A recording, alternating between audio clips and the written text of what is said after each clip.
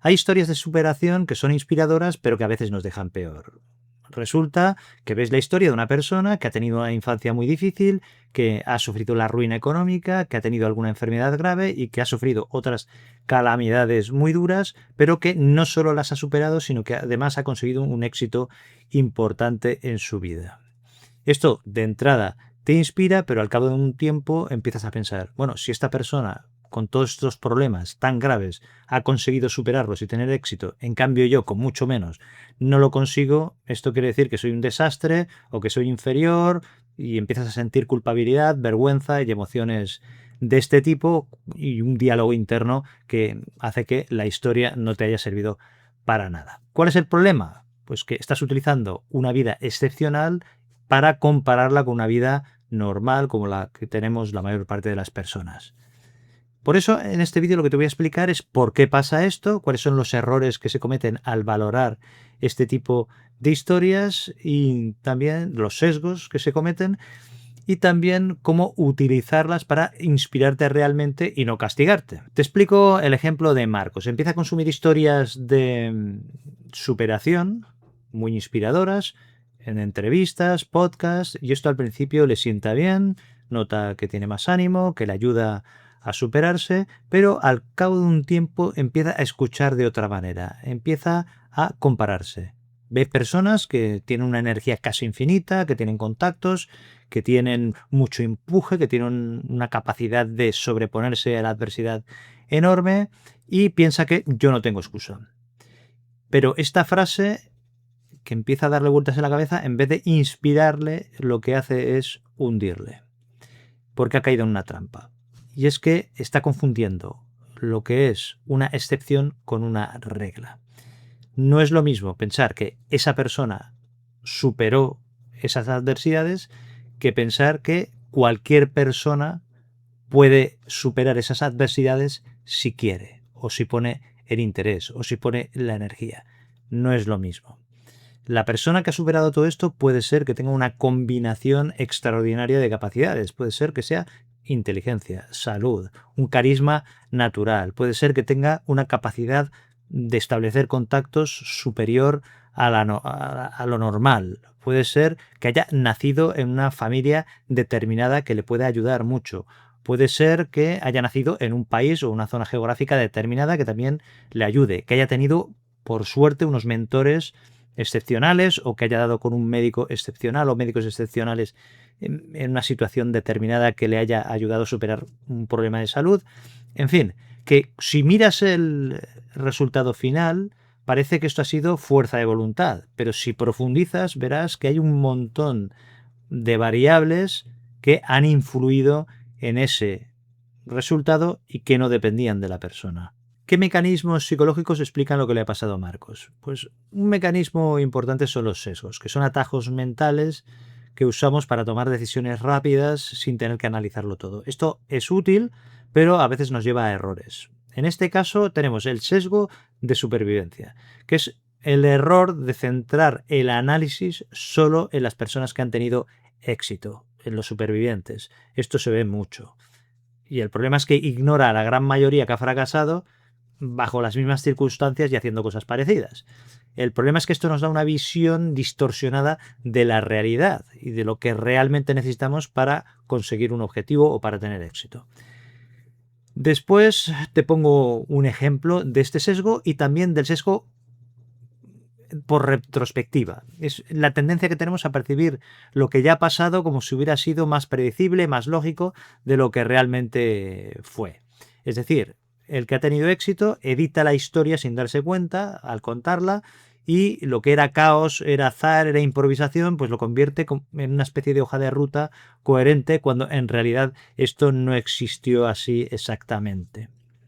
Por eso no debemos tomarnos estos relatos de éxito de forma literal, con un manual de instrucciones, porque en realidad son reconstrucciones artificiales que omiten, por una parte, a los que fallaron haciendo lo mismo, y por otra parte, el papel que ha tenido el azar y circunstancias incontroladas durante el proceso. Imagínate que uno de los referentes de Marcos es un alpinista al que admira mucho porque ha conseguido muchos logros y ha llegado a una cima de una montaña muy difícil.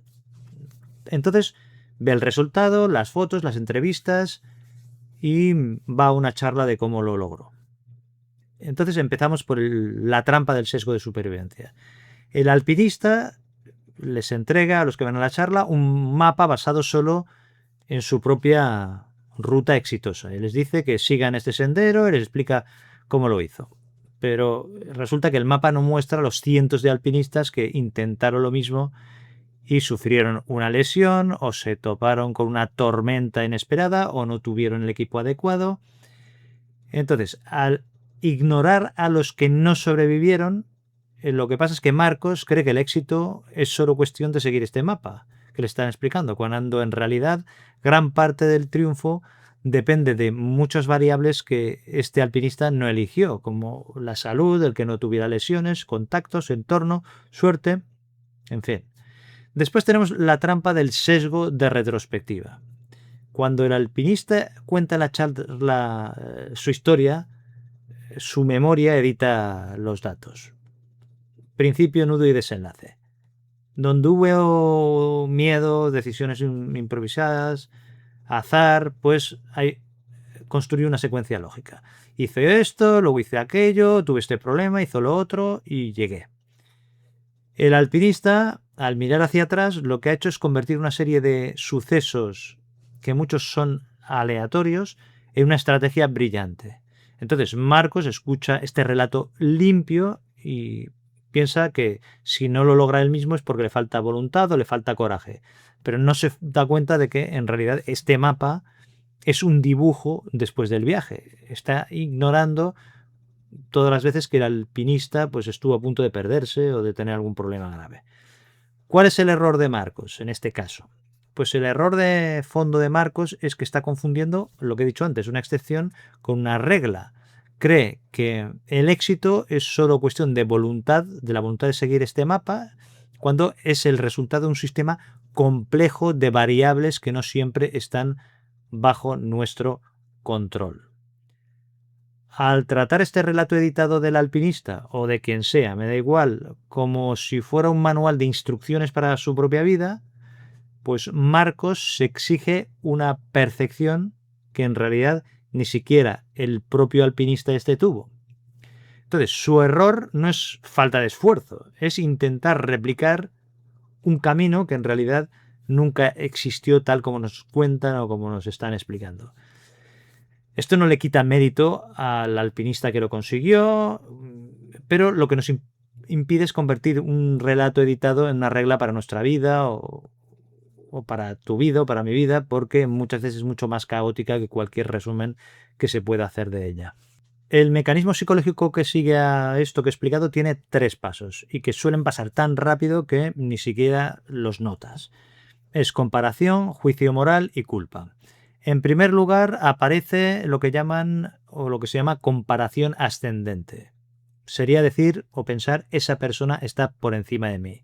En segundo lugar aparece la interpretación moral. Pues sería pensar si yo no llego ahí es que valgo menos.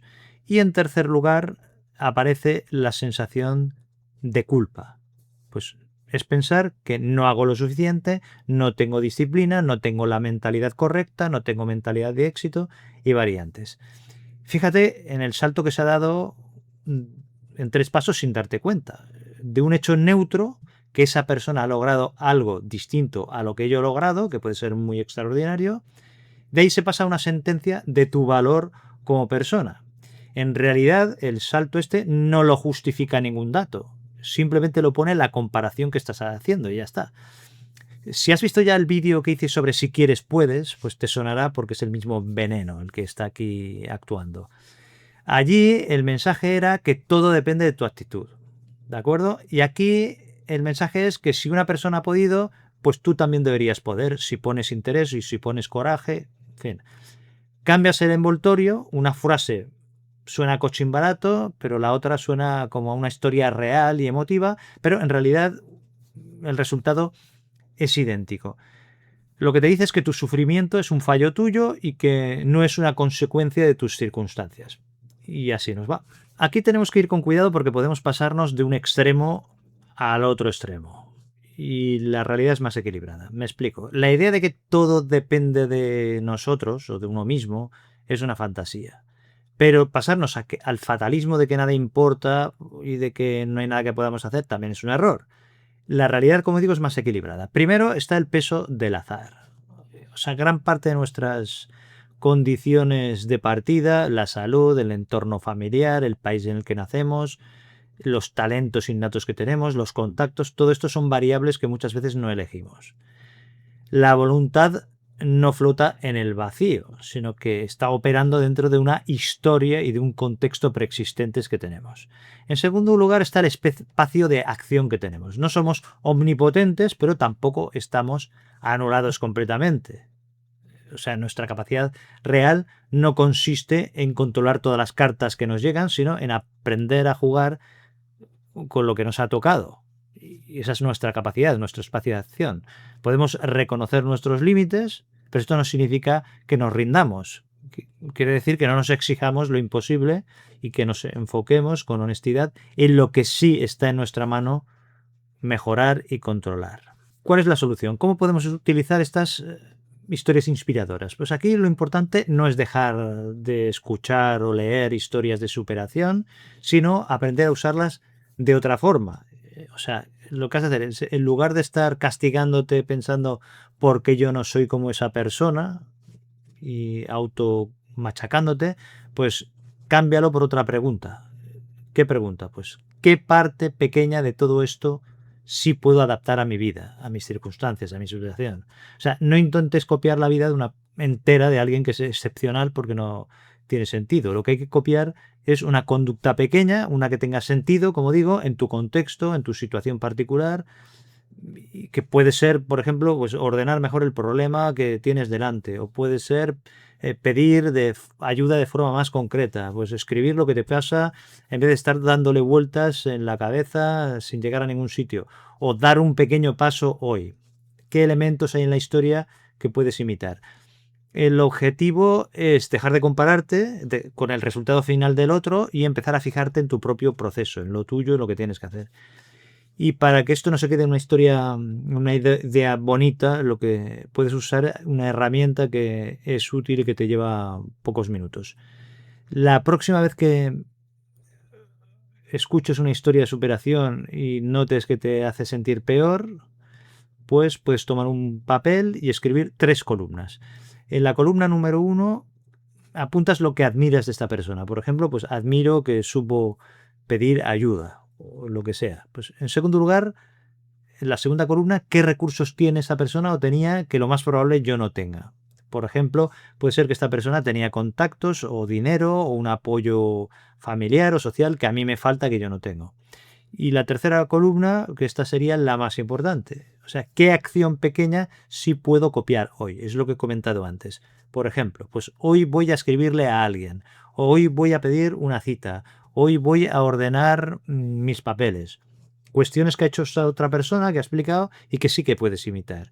Esto no anula la inspiración, lo que hace es aterrizarla, la convierte en un aprendizaje en lugar de convertirla en una sentencia sobre ti que te hace daño. La convierte en algo útil y que puedes utilizar en la práctica. Las historias extraordinarias pueden ser muy útiles para motivarte, pero lo que no se deben convertirse en un látigo para castigarte. Inspirarte sí, aprender sí, pero no usar la vida de una persona excepcional para demostrar que tú eres débil o que eres menos. La tarea que tienes no es vivir la vida de otra persona, sino jugar mejor con lo que has recibido. Te dejo aquí el vídeo sobre el si quieres puedes y la positividad tóxica para que profundices en este tema. Un abrazo, cuídate y nos vemos en ese vídeo.